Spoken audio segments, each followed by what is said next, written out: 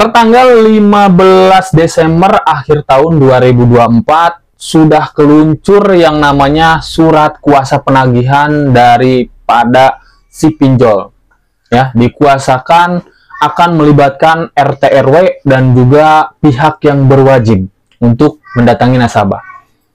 Seperti apa faktanya dan apa yang harus kita lakukan? Simak video ini sampai habis.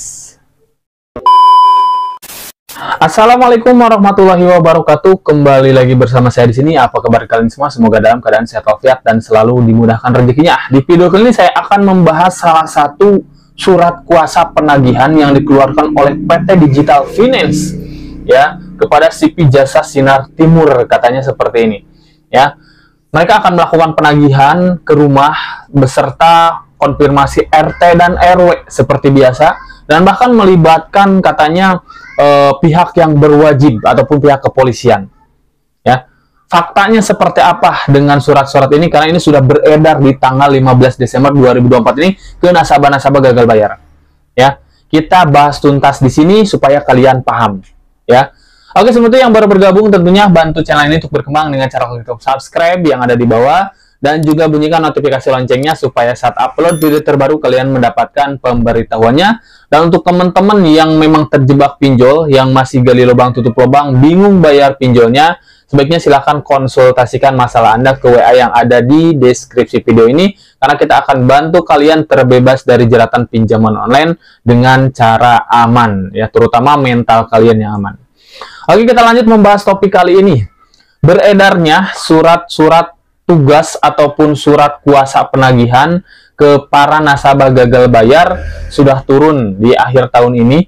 Katanya resmi melibatkan pihak yang berwajib. Tapi sebelum kalian takut dengan hal-hal seperti ini, pastikan kalian dengarkan juga edukasi-edukasi saya.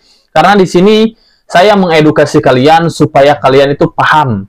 Supaya kalian tidak ketakutan dengan sesuatu hal yang tidak kalian ketahui. Karena ketakutan itu muncul, kenapa? Karena kita belum paham aja. Kita belum tahu aja. Makanya saat kita galbay, saat kita tidak bisa bayar, pahami semuanya, belajar dari edukasi-edukasi, terutama di sini pun saya memberikan edukasi untuk itu, untuk nasabah-nasabah yang gagal bayar saat menghadapi fase gagal bayar. Salah satunya yaitu ketakutan-ketakutan yang didapatkan nasabah melalui edaran-edaran. Seperti sini saya akan tampilkan surat kuasa penagihan. Ini katanya PT Digital Finance Financial Tax, ya, aplikasi pinjaman online Indonesia. Katanya seperti itu. Di situ ada Slick gitu kan, ada Slick juga. Di sini surat kuasa penagihan.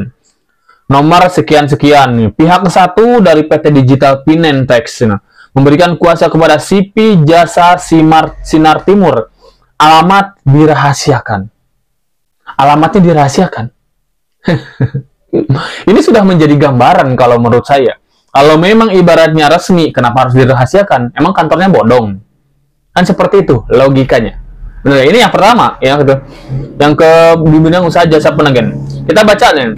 Bahwa dengan ini, pihak pertama memberikan kuasa kepada pihak kedua untuk meminta hak dari perusahaan yang belum dipenuhi sejumlah tertera pada aplikasi. Dari debitur yang dimana menunggak pembayaran melanggar kontrak peminjaman secara langsung, ya. Kontrak peminjam sudah ditandatangani ataupun disetujui oleh debitur dengan syarat dan dana penarikan, gitu kan, pinjaman yang sudah diterima dan digunakan oleh debitur. Ya.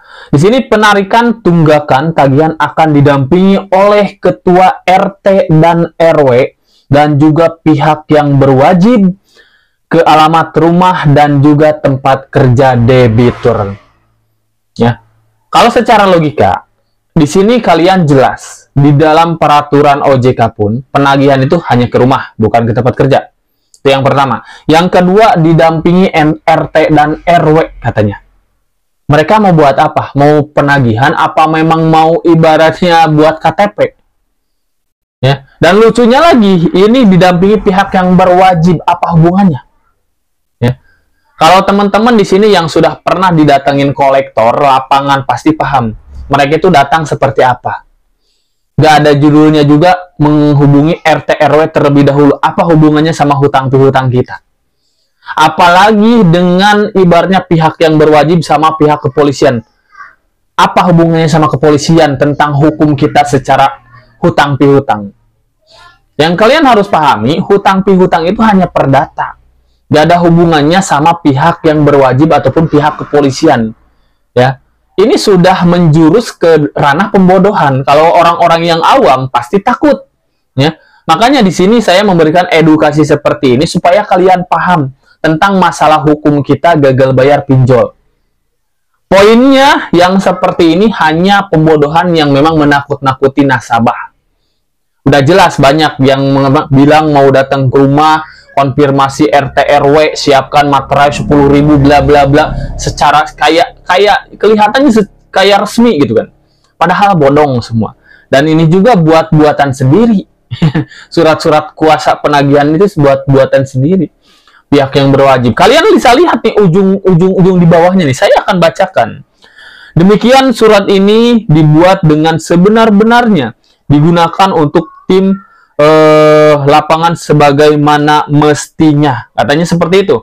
Ya. Lalu di sini ada yang paling bawah, surat kuasa ini berlaku selama debitur belum menyelesaikan tagihan. Tetap ujungnya suruh ditransfer secara online-nya. Bahkan di sini ada sebenarnya teman-teman. Nah, dengan surat kuasa penagihan itu langsung dilampirkan penagihan-penagihannya, dilampirkan dengan penagihan-penagihannya. Nih, nama ini saya skip ya. Kita OTW lokasi sesuai KTP sebelum mau konfirmasi RT dan RW terlebih dahulu. Tidak ada alasan belum ada ataupun masih usaha Anda setiap hari sudah diingatkan ulang-ulang. Tapi saat ini tetap kekeh tidak mau bayar. Kalau memang nasabahnya ibaratnya niat bayar, nggak perlu disuruh-suruh. Ya, nasabahnya punya uang untuk bayar, nggak perlu disuruh-suruh. Pasti nasabah pun akan bayar. Kan seperti itu poinnya. Benar nggak? Lalu kita lanjutkan di sini. Tapi saat ini kekeh tidak mau bayar, kami anggap Anda setuju pelunasan di tempat. Kalau punya uang mah nggak usah banyak ngomong ibaratnya pelunasan di tempat. Kan kalau jelas, kalau memang nasabah itu punya uang, pasti akan langsung bayar di aplikasi. Ya, dan secara peraturan, ini yang harus kalian pahami. Penagihan kolektor ke rumah bukan patokan bayar, kita harus bayar lunas secara cash di tempat ke FC ataupun kolektor yang datang. Awas, itu yang harus dipahami. Kita pinjam secara online, justru kita akan melakukan pembayaran online juga ke pihak aplikasi. FC ataupun DC lapangan datang ke rumah hanya mengingatkan pembayaran. Bukan kita ibaratnya FC datang ke rumah, DC datang ke rumah, kita bayar secara cash lunas ke mereka. Seperti pernyataan di sini, ya. Berarti kami setuju, kami anggap Anda setuju pelunasan di tempat. Kan logikanya gitu. Itu sudah jelas melanggar peraturan. Pastikan siapkan dana lunasnya. Ini sekitar 1.800.000 nih. Seperti itu.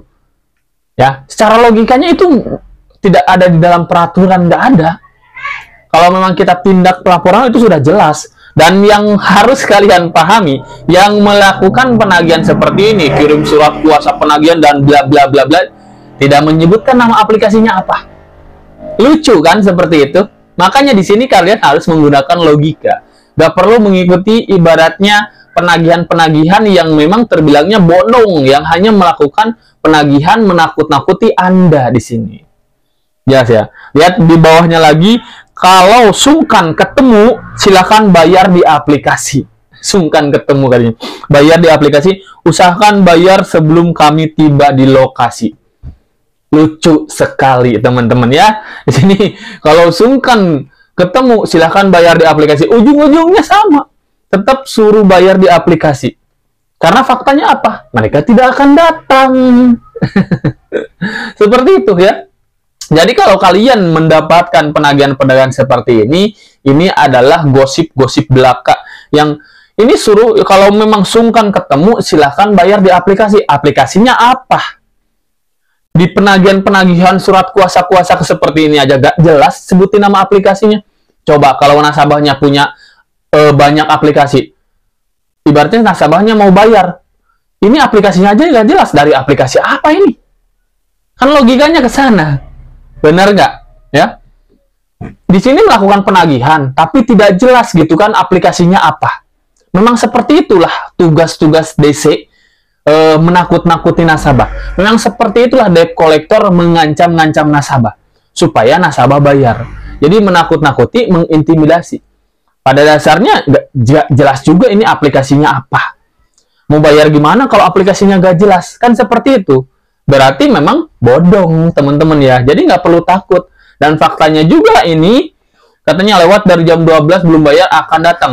Ini sudah dari jam berapa kemarin? Ini kemarin yang mengirim surat tagihannya itu. Sampai saat ini katanya mau datang. Mana? Nggak ada. Ya.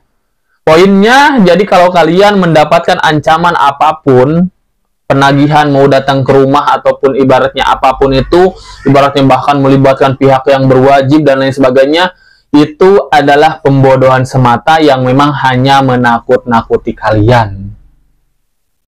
Jangan takut gagal bayar, karena gagal bayar ini juga justru salah satu cara untuk kita terbebas dari jeratan pinjaman online.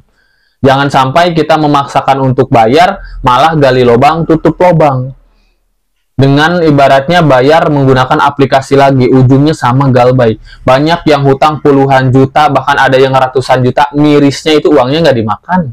Tapi hanya untuk bayar hutang kembali. Lebih baik sekarang saat kalian tidak bisa bayar, dengan nominal tagihan yang masih sedikit, stop bayar sekarang. Ya, penagihan-penagihan online seperti ini nggak usah ditanggapin. Ya, intinya kalau memang FC datang ke rumah akan tiba-tiba datang, akan tiba-tiba muncul, bukan yang kirim-kirim kayak gini yang nggak jelas juga dari aplikasi apanya. Itu yang harus kalian pahami. Nah, jadi sekali lagi teman-teman yang memang butuh bimbingan, lebih baik konsultasikan segera ke WA yang ada di deskripsi video supaya kalian paham dengan masalah-masalah gagal bayar pinjol ini, supaya kalian tidak stres, tidak depresi, mental kalian lebih kuat didampingin di sini. Kita bentuk mental yang kuat untuk menghadapi teroran debt collector pinjol itu sendiri yang memang tidak jelas adanya, yang memang kadang banyak juga yang melanggar peraturan dengan kata-kata kasar, binatang, semua pada keluar. Biasanya rata-rata seperti itu juga, dengan tidak menyebutkan nama aplikasinya. Seperti itu. Jadi ini jangan dibiarkan teman-teman, yang seperti ini justru kita harus abaikan, kita harus hentikan pembayaran. Jangan sampai kalian sudah diteror, diancam, kata-kata kasar tapi Anda masih bayar, bisa-bisa ini jadi lumrah untuk mereka. Mereka melakukan penagihan-penagihan seperti itu jadi lebih banyak lagi ke nasabah-nasabah lain. Lebih baik stop, hancurkan ya orang-orang yang seperti itu. Ya, seperti itu teman-teman. Jadi pahami, langsung aja dikonsultasikan kalau butuh bimbingan.